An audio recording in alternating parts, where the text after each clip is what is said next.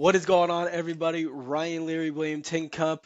Thank you for listening and watching Inside the C-Suite. We are speaking today with Sagar from Multiplier, co-founder, CEO of Multiplier. Sagar, welcome into the show. We're going to learn all about his background, his entrepreneurial spirit, and how we got to Multiplier. We're going to learn all about his journey, what makes him tick, and kind of dig into his brain a little bit and see if we can learn a little something. So, Sagar, welcome to the show. It's nice to have you. Thank you, Ryan and William. Pleasure to be here, and thank you, everyone. Looking forward to be on the show. Oh, it's great to have you. So, why don't we start off? Introduce yourself to the audience, and if I mispronounce your name, which we'll all laugh about because of the pre-show goofs, you can correct me if I did. But why don't you give yourself an intro and let the audience know a little bit about yourself? Yeah, Yeah, tell us about Multiplier, man. yeah. No, thanks, folks. So I'm Sagar, and Ryan, trust me, I wouldn't mind if you get my name wrong. That happens to me all the time. Uh, so I'm Sagar. I'm co-founder and CEO of Multiplier. Born and brought up in India, currently based between Singapore and New York. So Multiplier is a global employment platform that helps companies employ talent globally without having to set up their legal entities. The mission that we started Multiplier was very simple. World is going global. Great employees rather, are located across the globe. So how can you get access to those employees without really struggling with the compliance associated with it, which is payroll, taxes, insurance, and so on and so forth. So let's say if you're an American business and you wake up and you realize, hey, I need some great accountants in Philippines. How can we make it easier for them so that they can go and find those accountants, but we take care of the payroll, compliance, benefit, taxes, Right. and they don't need to open an entity for that. So that's where Yeah. Multiplier helps. Which is obviously, William, and you and I have been talking about this. Payroll companies and HR across different countries around the globe is just way too complex for someone to handle. Yeah, we Every just country we that's there. we just interviewed the CHRO of Aflac, and she was talking about Yeah. her experience. Her experience, she lived in Denmark, and then she started doing a lot of global HR. And back then, when she was doing it, it was really more the Wild West. You had to create a local entity or work with a local entity, and like Hmm. getting payroll done in Brazil was completely different than it was in the Philippines, as you mentioned, like everything was completely different. There wasn't the technology partnerships that there are today. There was the ease of use, and also it created a lot of friction for employees. So I think you're in the hottest subcategory of work tech um, that there is. I mean, it's again to your point, we are global. We've been global for a long time. Hmm. However, the technology hadn't been there for us to Yeah. do it as efficiently as it is now. And so you're dealing with complexity of companies that they do in business in 160 different countries, and they can still do payroll like it was doing it in just New York.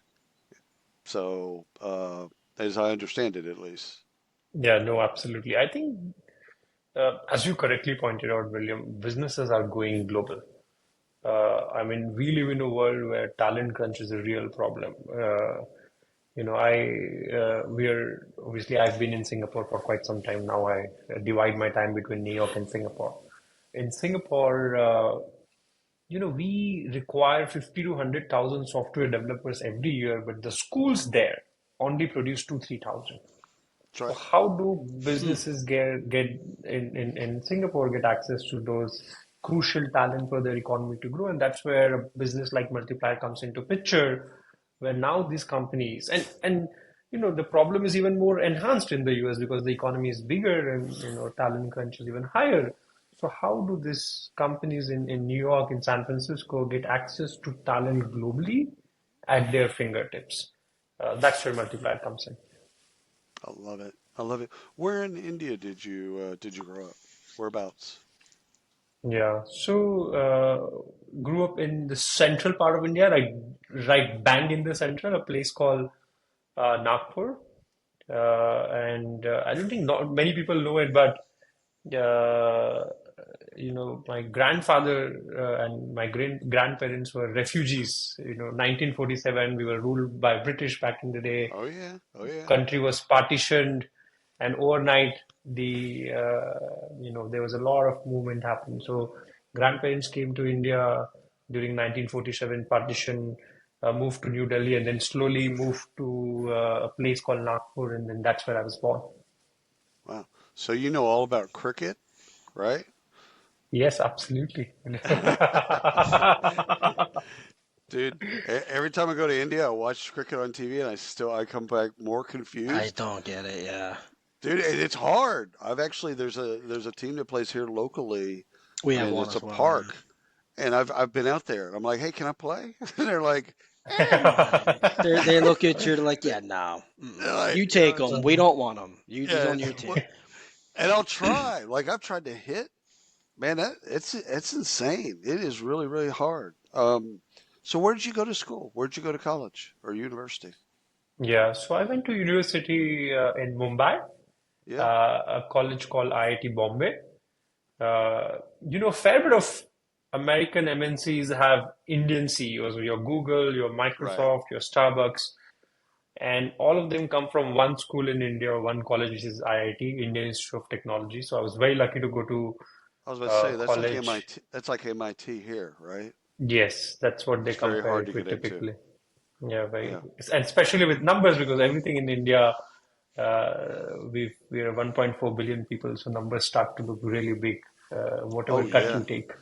We Yeah. talked to somebody the other day, and they went to MIT, and we caught the nuance of that they took their SAT multiple. They had Yeah, taken it multiple times, got perfect score on their SAT, Oh but wow. they took it multiple times. I'm like, you right. took the SAT multiple times? You had a perfect score, and Because they it's only like, take.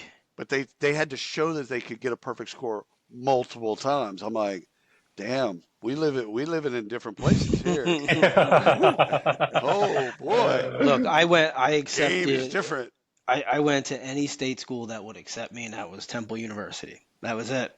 That's where I ended up Well, going. Just wasn't the his thing for me. school, I know his school because Mumbai used to be during under British rule was called Bombay, and one of my business school, one of my cohorts, Sunil Kotek, he invited me to his sister's wedding in Mm. Bombay, and I didn't go because I had a conflict. I couldn't go. Um, but it's Kotek Investments, so it's his father's really really wealthy, and it would have been Yeah. wheels off. And but Mm. a lot of kids from my business school went to your school because it's again it's Harvard, it's MIT, it's Stanford, whatever your favorite American kind of analogy is. So great education, good for you. What did Nice. you do? What was the first thing out of college? What did you do Yeah. right out of So college? yeah, no, it's a very, very interesting story, William. I did my bachelor's in IIT, and for an exchange, I was in Michigan for a few months, and I thought, hey, I love this place, and I would come back and do PhD here in Detroit, out of all places. Clearly, And you're not from the States. I was about to say, you're going from hot, hot to cold, cold. Whoa. All right. Okay. Okay. All right. Uh, and then I went back, and somehow that plan didn't materialize. And I come from a very, how should I say, family with no means. It was, childhood was very Right. interesting, struggling to grow, and so money was a primary driver in life. So I thought, hey, what profession gives you the most amount of money? And the answer was very simple: investment banking, so Yep. consulting, investment banking, and so on and so forth. So I started with Nomura. Yeah, so I spent first 5 years working with them, a couple of years in Tokyo, next 3 years in Singapore. So that's how the career started about. And so you're in kind of finance anyhow. You were already in finance. Had you had you get over, or what was after that? I don't want to say multiplier, but what had you get out of finance? Yeah, so again, very, very interesting story, William. So I spent a couple of years in Tokyo, then 3 years in Singapore, and I thought, hey, I've always had the dream of studying in the US. So why not pursue it now? Remember that the dream that I had in IIT? So I thought maybe let's, create a perfect resume to go to Harvard Business School, right? But let's say let's write GMAT and let's try for HBS as in any other Indian kid who goes to IIT. Uh, and luckily, I have a very close friend who is a partner at Sequoia now, Peak 15, and a senior from IIT Bombay. And he said, hey, why don't you try startups? And I said, what is startup? He said, these are tech companies we invest in and they can have the potential to become really big and so on and so forth. So I met a couple of he obviously as a partner he was on a few boards in Singapore. So I met a couple of his co-founders and I found the way they talk about their ideas, the company that they are building really, really exciting. And I used to be a boring banker with like all Excels and numbers running in my head. And I thought, hey, like this is something pretty cool that I've not experienced before. And I was primarily in oil and gas sector, which used to have large cash flows, unlike Uh-huh. startups which are burning cash. So I thought, hey, this might be something very interesting. And that's how I ended up joining a startup where I was a CFO for a couple of years before Multiplier. So you got out of finance or out Uh-huh. of banking, Yeah. Yeah. sort of. Then you became CFO of startups.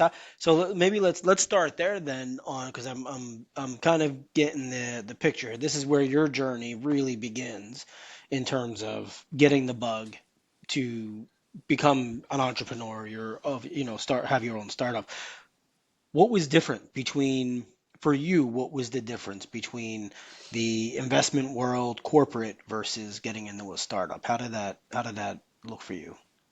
So I think that was life changing. So I got into this startup. I was heading corp dev, finance, and I think I spent a year and a half there. And I was the right hand man for the founder, and I did everything for him. Like I learned how to build a product. I learned the art of digital marketing, which I didn't exist. I learned how investors are willing to take risks on companies in lieu of future cash flows and so on and so forth. So it absolutely, like, I remember the one massive realization that I had is that building a business in today's generation is accessible to a common man. Like 100%. Yeah. anybody with a brilliant idea and desire to execute today has wherewithal and tools available and capital available to build a business. And that's where I thought, hey, I will also build a business. And I quit that company and started Multiplier. And even with AI and generative AI, it's even democratized it even more. Because Yeah. now Yeah. you don't even have to, before you and Ryan and I, we didn't have to know how to do code. We'd have to get a technology co-founder, Right. right? Now I can go write code using AI. So technically, I haven't done it, but technically I could go write the program. Whereas before, you still had a bit of dependence on a technology co-founder, right? Yeah. Um, I got to go to your CFO before we get to starting because we want to dig in all into how you started it and all that stuff. Thesis. We have not interviewed a CFO on the show. So I now, don't know if Ryan, that'd be fun. no, it would be, I mean, dude, I'm just really? saying. All right, Look, tell us the job. Break down, demystify the CFO, because so many of the people in HR and in recruiting, they view the CFO not necessarily as the enemy, but the miser, the person that's like the no department, like on all deals and everything like that. You worked in the trenches. What was the Yeah. hardest part of being a CFO? Yeah. So, because I came from banking and IT and whatnot, I was a CFO. I was, of course, leading accounting and taxation and whatnot. Right. But more than that, I was a real close business partner of the CEO. Right. So, HR reported into me, some of the ops department reported into me, board, Oh wow. investor, everything. So, I think in real uh, high growth companies, CFO has a very important role to play. And, you know, sometimes in some cultures and in some jurisdictions, there's a notion that CFO is an accountant, Right. which is not true because CFO's main job is to guide CEO on capital allocation. Now, that word is very, very key, capital allocation strategy. Right. Like, where should I invest more money so that I can get the highest return on investment? And Right. so that's where I ended up doing everything. I was, helping them raise capital, running the boards, running the investors, running the finance department, HR department, some of operations. And what was the toughest thing that I did? I think two. One is telling the CEO, who was a great storyteller and you love to make promises, like no, quite a few times, because that's that's what you end up doing.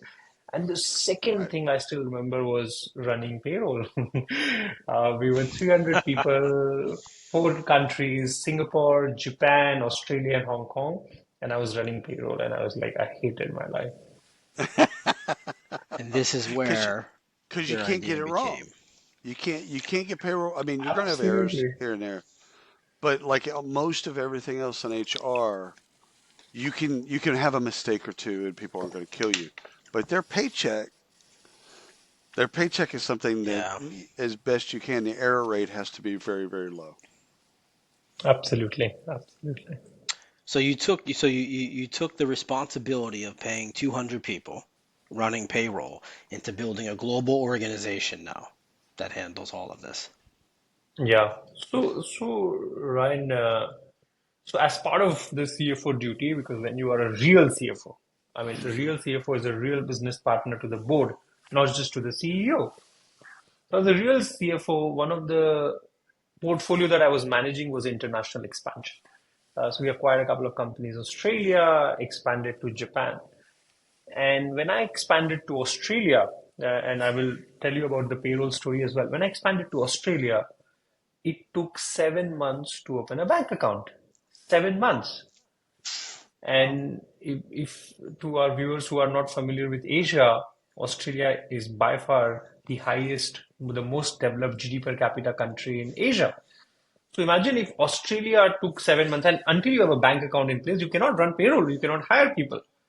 Uh, and then I expanded to Japan, which is it took 1 year to open a bank account and an entity and get business started. So that's where really the idea of multiplier came about, where hey, internet companies are going to go global one way or the other, and Right. global is so broken, so there has to be a better solution where I can expand to a new country, I can hire a talent in new country in 3 clicks and 1 minute. So, first of all, how did you find your co-founder? Did What was the Yeah, story? What's the story there? it's a very interesting story. So, I have two co-founders. Yep. One is Amrit. He's based in New York, Brooklyn. He's moved here from Singapore roughly 8 months ago with his family. He's fourth generation Singaporean. And then Vamsi, who is based in Singapore as well, who's a batchmate of IIT. Right. So the story goes, filled with Legend my has experience. I love I love how this is starting already. The yeah. story goes, three guys walk into a bar. Yeah, I was just gonna say I kind of feel like yeah.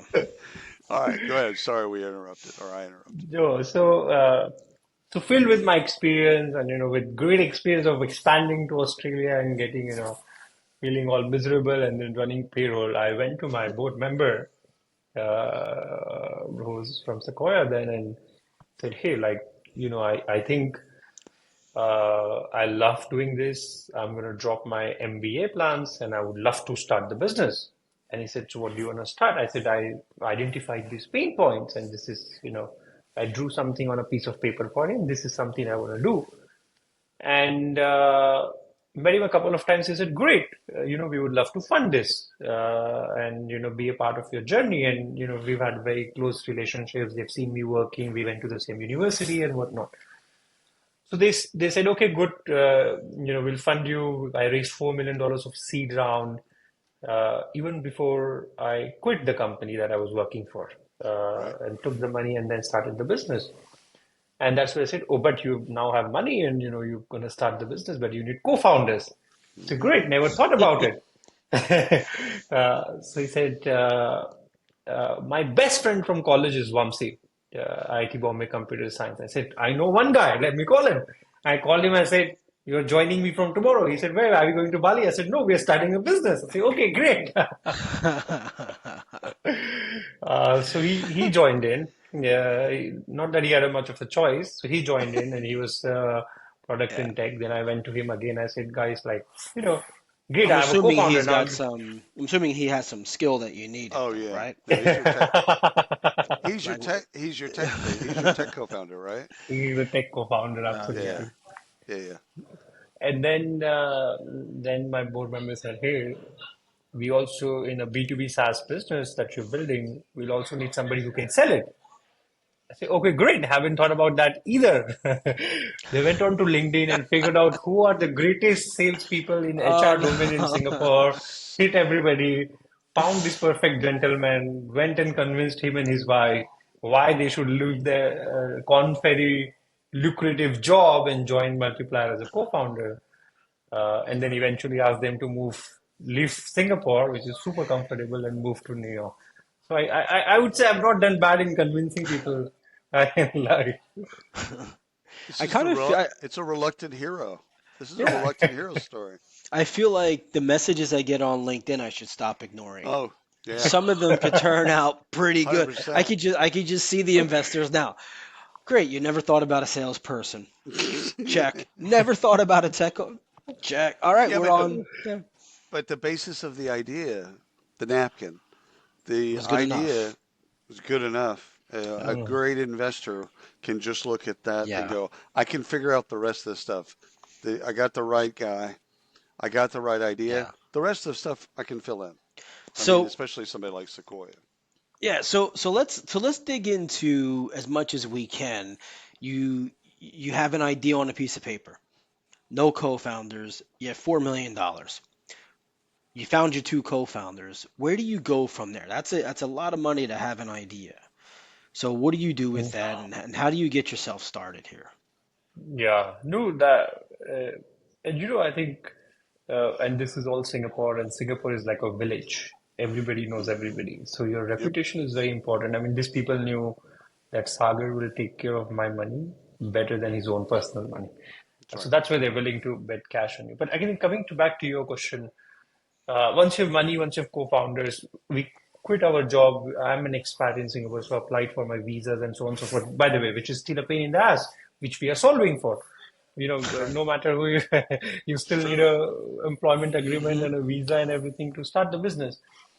So still remember we like one thing that we were very keen on is to make sure only build stuff that people will buy.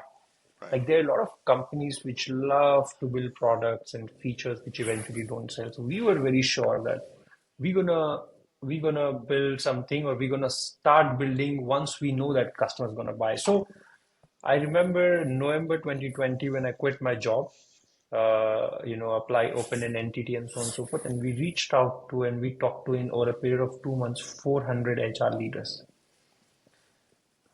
And we talked to these 400 HR leaders, and I said, "Hey, this is what we plan to build for you. Yes. Yes. Would you buy?"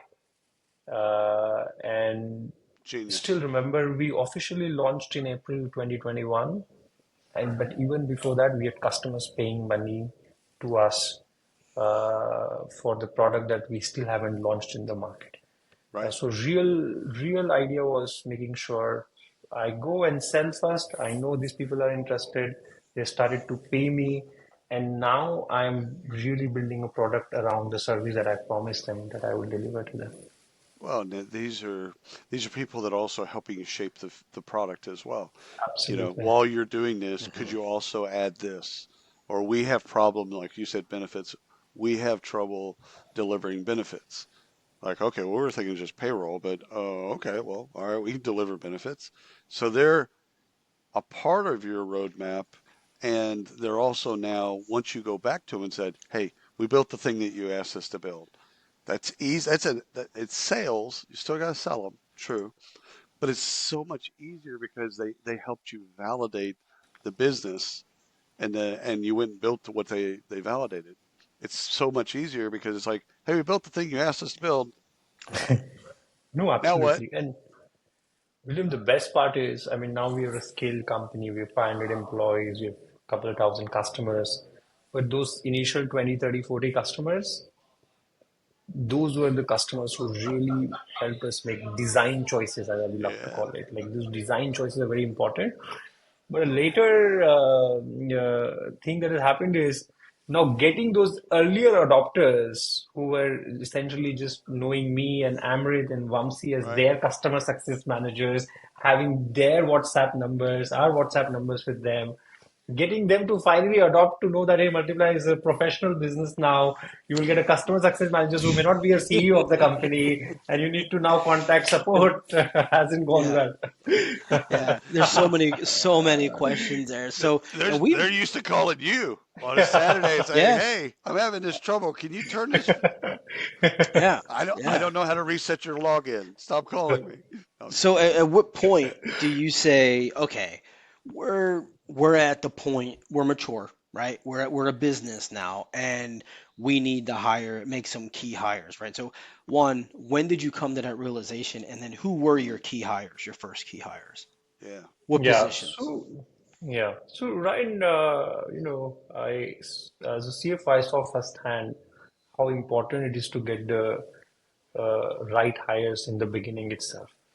And if you are building a B2B SaaS platform, your technology is super key, and the design choices and the languages that you use and so on and so forth.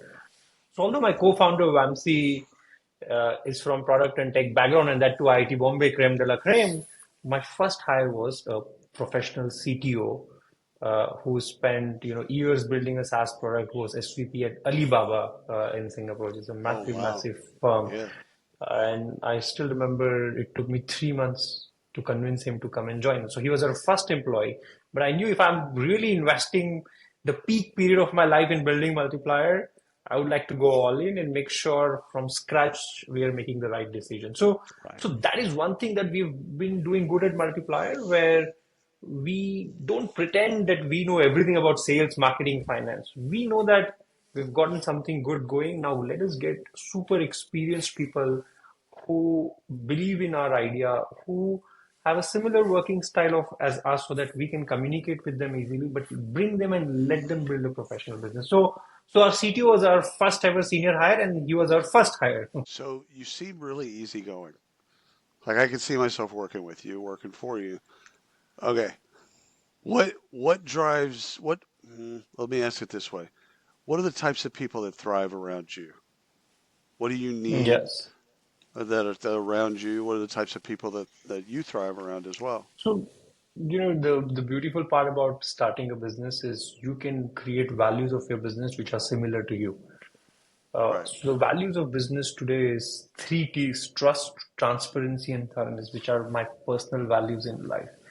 So I love to work with people who I can blindly trust. Trust is the currency to do business.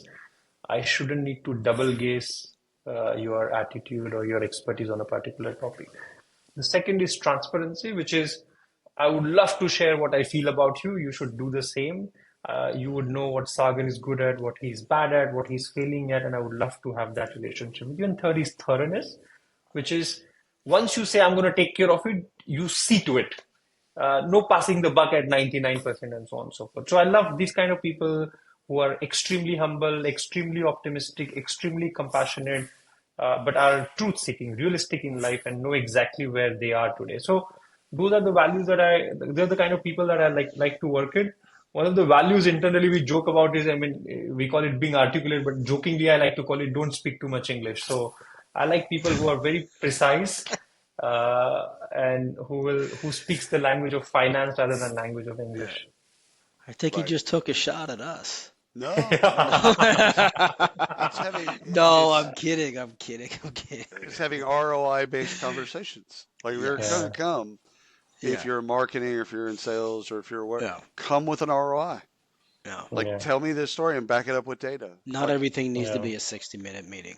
yeah, Yeah. Yeah. So truth. so you've had, I'm sure, and I mean, you guys, you're not that old. No, The company, right? You're fairly young. we're growing really fast. I'm sure, yeah, and I'm sure you've seen some dips and in your journey there, maybe take us through some of those walls that you've hit and how did you kind of punch through those? Because I mean, 500 employees in what, 3 years or so? Yep. Yeah, Yeah. so that's Yeah. pretty commendable. So That's yeah. pretty rapid. Yeah. No, I mean, trust me, the company has grown, so did the problems and the challenges that we face today. Right, In right. fact, Hmm.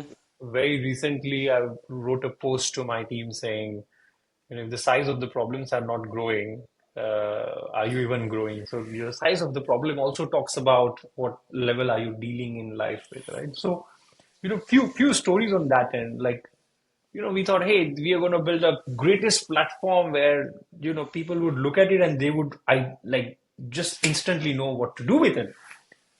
And so in that scenario, what we ended up doing is we didn't build any customer success and customer support team because we thought this is fully self-serve. And Right.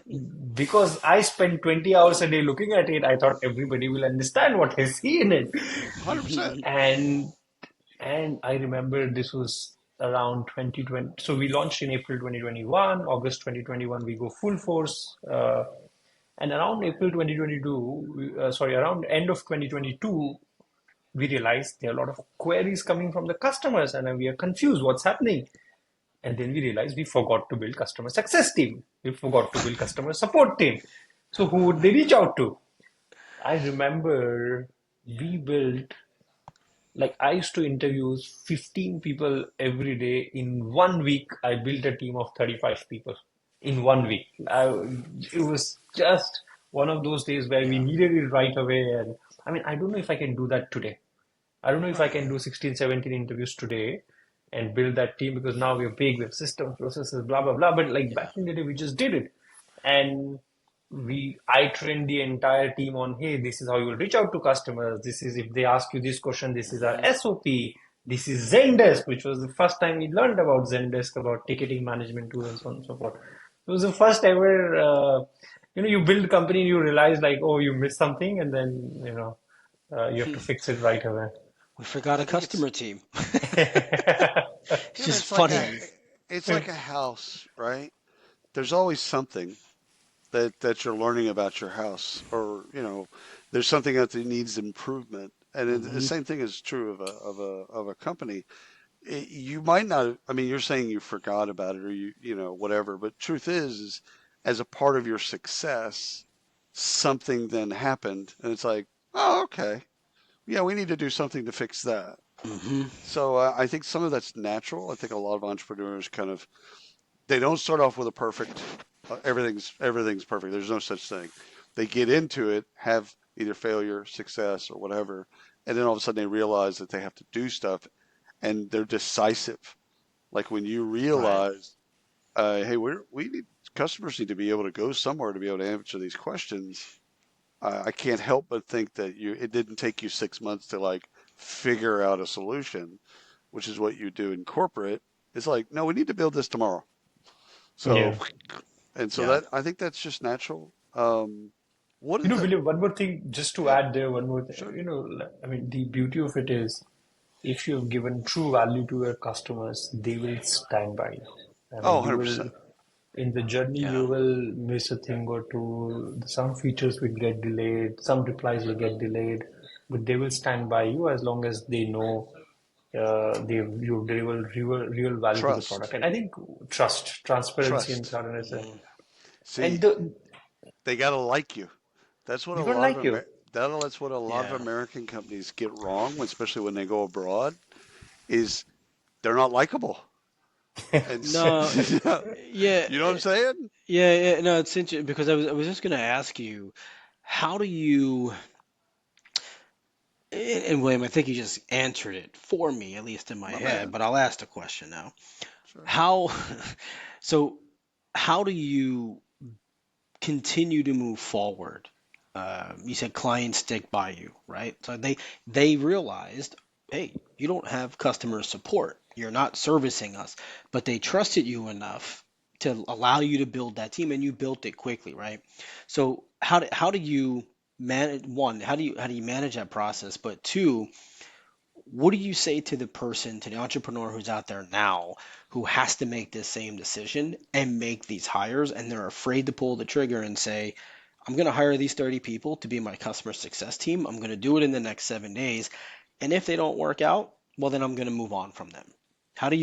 What do you say to them? How do you get them to be that Yeah. decisive? So one of the good thing about life at Multiplier, Ryan and William, is between three of us, there is no specific department that if need be, we cannot pick up. I Right. mean, in different times, I've done finance, I've done customer success, I've done customer support, I've done payroll, I've done everything, right? Right. So when we didn't have that department, it was three of us working 22 hours a day, just Yep. making sure we are there for customers. And that's where customers remembered, like, hey, I bought this, I bought it from this guy who didn't have a product. I loved his passion. I loved how he spoke about it. And you know what? Yes, they're a bit delayed in building the customer support function, but he's sitting there in the office answering all my query, not going home, and so on and so forth. So that is what we call moment of truth. So you have to be there. I mean, as a founder, you don't have a funny choice of work-life balance. I mean, that work doesn't even exist in our No lives. such thing. Yep. You have to be there. You ought to be there when the customer wants, and still there are days where I work 20 hours a day. So that's one. The second point, what would I advise? You see, right, in now that we're in US, we have a big office in New York, we have access to all the American know-how. Now, America has known the art of building SaaS companies for generations. That doesn't exist in Asia, that doesn't exist in Singapore. So the amount of guidance that you get in Singapore or India and other countries is limited. So I said, if now I think that as the economies are evolving, we didn't know that we need a customer success team. I mean, we just didn't know it. I mean, it's not that we were trying to save money or whatever. We just didn't know it. We thought, Right. SaaS is fully self-serve and customers just use it and they don't want to talk to anybody, and that's why they're using the product. Yeah. Right. Today, if I mean, the advice to entrepreneurs would be, I mean, if I have to highlight one point that is differentiating Multiplier today, apart from the great product that we have, is customer service. We're a human-centric company. We're a global human platform. You have a query, we have omni-channel support, we have customer success manager, we have onboarding manager, we have expert HR expertise in HR experience specialist in each jurisdiction, and so on and so forth. Like, we have built such a great customer success ecosystem that you talk to one of our representatives and you will feel happy. I mean, they will not solve your problems. I mean, they will not just solve your problems. They will definitely solve your problem, but you will feel happy talking to them. So from going from having nobody in customer success and support to Hmm. today globally being known in G2 and Captiva for having the best success team ever, was quite a journey. It's become core to your business, become core to Yeah. your success. You know, one of the things I love about this interview is that you're truly values based. A lot of people give lip service to values, but I can tell just by the conversations and stories that you're giving, you hire to it, you promote to it, you Hmm. fire to it. Again, those values are not just words on a wall. Those words are how you live, how the business grows. Last question for me that I have is, you had mentioned that you came from humble beginnings. The entrepreneurs that I've been fortunate to interact with that come from for, they come from humble beginnings, they know how to stretch a dollar. That's one. Two, they think differently. Again, it's I can't put my finger on how that is, but they just think differently about solving problems and making people happy and about success in general. So how does your humble beginnings how does that manifest in Multiplier? Yeah. No, William, that's a brilliant question. Thank you for asking that. I think all of that you said is very true. I think one thing that really, now that I'm at the age I can reflect back in the journey, and the privilege of having resources to reflect back, I think resilience is the one word that comes to mind. I mean, I think practically, unless you physically kill me, you cannot beat me down. Because I've come from whatever, having two meals was a difficult challenge, but uh, today when life is good and settled and so on and so forth, you have not forgotten where you come from, which Hmm. means the resilience is very, very strong. So even And if, your family let's say, hasn't forgot, and your family hasn't let you forget where you came from. That's different. That's different. That's different. That's different. so resilience is so important because tomorrow Yeah. I know if anything happens, if any of my head of department quits, I will be there and I will be in trenches taking care of it, and it wouldn't affect me even bit because this is where I come from. So I would say the number one quality that you grow up with when you come from humble beginnings and a driven, aspirational individual is resilience, and resilience is so important while building a business. Sagar, this has been really enlightening conversation. Thank you so 100%. much for coming on and sharing your journey. We're going to continue to watch you be gobbled Take up over the by, world. Take yeah, over the just world. take it all. Go So public. Yeah. don't forget the little Absolutely. guys when you do. Yeah. Don't Remember, forget the little it guys. was this interview that set you off. No, not at all.